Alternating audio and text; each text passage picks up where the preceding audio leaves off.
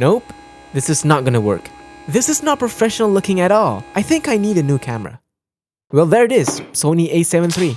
Might hurt the wallet a little bit, but it's a professional camera. And I can't wait to see the footage. Oh.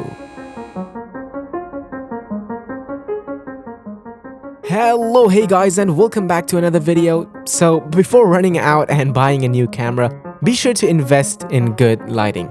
Good lighting doesn't have to be expensive. The one I used for my last couple of videos is the Osmo Go Live 360 kit. It's such a great option for most of us who are just starting out, and you can achieve amazing results. But now, I've upgraded to a more proper lighting setup. Thanks to channel sponsor Osmo. Keep in mind that all opinions are from myself and they do not pay me to say anything. Anyways, let's move on with the video. So, how to get a more professional look? So to answer that question, of course, there are countless of ways that you can light your subject. But in this case, I just used a single source of light with a stripped softbox on it. Yeah, you can achieve similar results with other type of softboxes, but as you can see, I just placed it right on top of our subject, and by doing this, you'll get this sweet shadow fall off. Yeah, it's already looking really good. But let me just add this RGB light. And yeah, just like that. It's looking so good. I'm using the Aperture MC light, but I'll leave a link to a much cheaper option from Osmo in the description below. So with just two lights, we have came from this to this. But as important lighting is, I'd say audio is more important.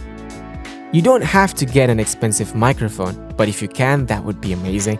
Again, I'll leave one that is affordable in the description below. But if you want to improve on what you have, you can actually prop up some blankets around where you would record your voiceover. I mean, if you think this is silly, try it first, you might be surprised. By doing this, it would dampen a lot of reverb and background noise that you might have in your room. So other than audio, I would say find the right fonts. Not using a good font would easily make your videos look unprofessional. One of the best places to find free fonts is on Google Fonts. Yeah, there are a ton of fonts that you can pick from, ranging from really clean looking fonts to something a bit more artistic. And the best part is it's all copyright free, so you can use it for your YouTube videos or even commercials. And the last tip of the day is spend a lot more time on thumbnails. Always make sure that you have done your best with thumbnails. If your videos are not doing so well, you can try changing the thumbnail. It's a thing that's gonna make people want to click on your video.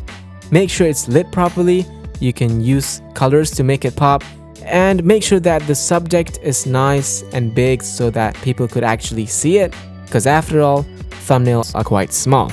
So I hope you guys learned something from this quick video. So get out there, start making content, and as always, bye.